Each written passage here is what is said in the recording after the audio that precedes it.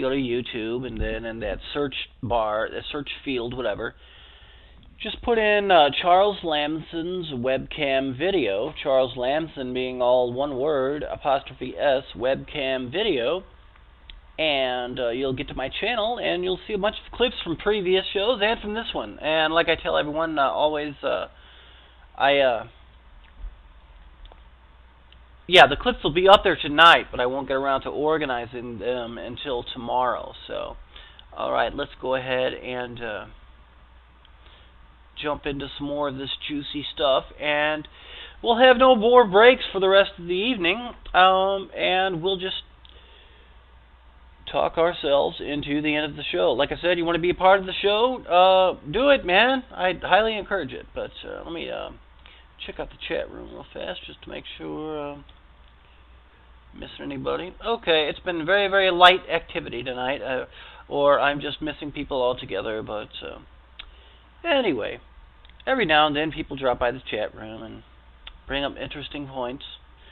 Someone brought up insectoids yesterday. You know, insectoids from another dimension, reptoids from another dimension, aliens from other dimensions. We've talked about this before, but anyway.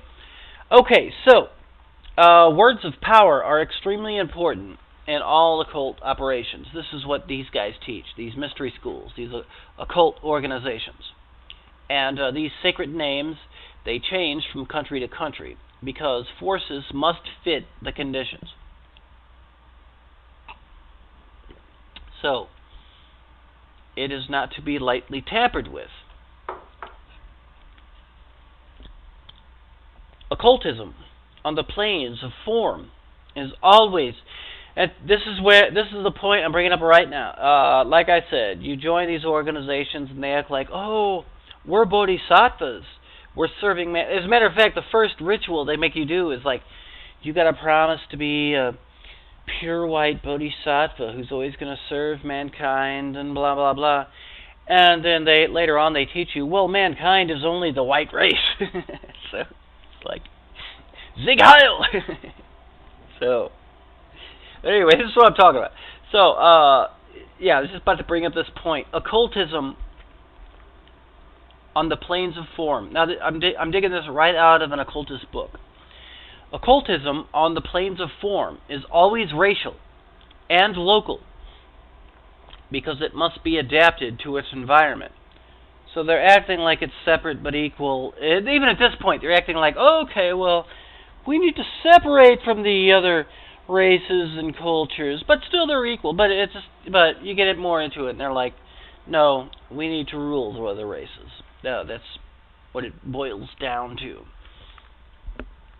All these secret societies and esoteric orders claim to be the chosen people. This is not unique with the Hebrew Brotherhood.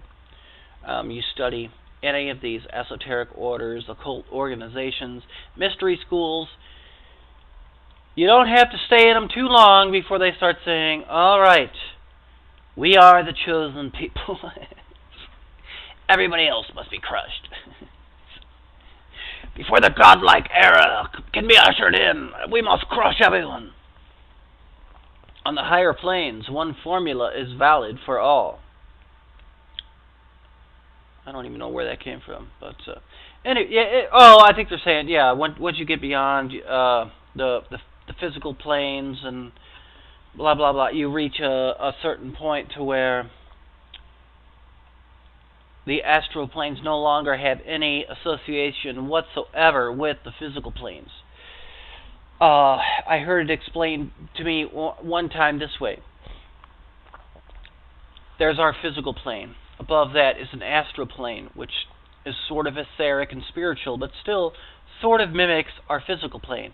Above that is another astral plane, which is a little bit more etheric and a little bit more spiritual, but still sort of mimics our physical plane. Above that is another, and so on and so forth. But once you get up into like the seventh plane, the eighth plane, these etheric and spiritual planes can no longer identify with our physical 3D realm. So, people in the Eastern wisdom-based mystery schools are more along the line of going towards these realms that no longer have association with the physical realms. And while this might sound attractive and spiritual and all that kind of thing, this is very Eastern. And one thing I have come across in these mystery schools, these guys actually have respect for the Eastern schools, though they say that they need to get more in touch with the physical world. That's why their culture has pretty much come to a standstill, because they're so interested in transcending the physical that they've just sort of let their civilization go downhill. Does that make sense? Okay. If not, call in. Call me on my bullshit. Leave a comment on my YouTube clips. Please. So I always welcome your input. So anyway, yes, let's move on from there. The Western initiate employs ritual to get his results. So I think I brought this up before, whereas the Eastern mystic will run off to the mountain and meditate with his master or whatever, and do fasting, and they'll stop drinking, and they'll let their hair grow really long, and just to get more in touch with the spirit. If you try to pull that crap here in Western civilization, you'll die, because our culture is too fast-paced. If you're trying to live as a yogi in Western civilization, you'll end up getting sick and die. I mean, literally. I mean, you can't go on these fasts and meditate 2 hours a day, 2 to 3 hours a day, blah blah blah, and whatnot, because you can't go out to work and feed your family. That kind of thing.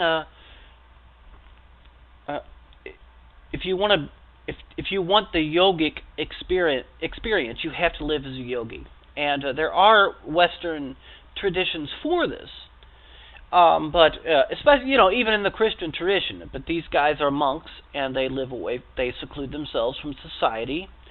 They live in monasteries, and they live in communities where they don't.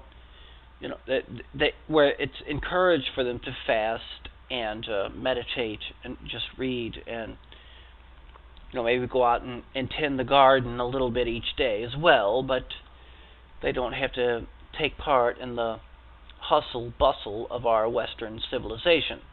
So this is why Western initiates are more into focusing the mind by using these rituals. Whenever they get together with their buddies in their secret societies, and this somehow prepares them and gives them the energy to go out and pursue their various goals. How these rituals also, I'm sort of portraying the Easterners to be some sort of Superman, but however, these rituals are totally not suited for Easterners. These very few Easterners their bodies can stand the mindset of this ritualistic type magic that Westerners use, because they're more used to sitting in meditation and fasting and blah blah blah and stuff like that, as opposed to, alright, I'm going to do a ritual where I'll be more happy and I'll have more funds coming in and blah blah blah, and I'm going to go out and achieve that. And so the Western man is out there hustling and blah blah blah and whatnot, and a lot of Easterners are not down with this, but a lot of them are. I mean, which is proven by guys like Deepak Chopra, and of course, we've all come across Indian doctors nowadays, and who are thoroughly entrenched in our Western civilization. However, this goes back to the theory that Europeans and Northern Indians are very similar in makeup.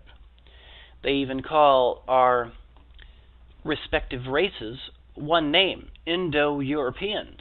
Have you guys ever noticed that? And yeah, this is supposedly where the Aryan culture first arises, in northern India. So that might explain that somewhat. I don't know, but it's just a thought that crossed my mind. So,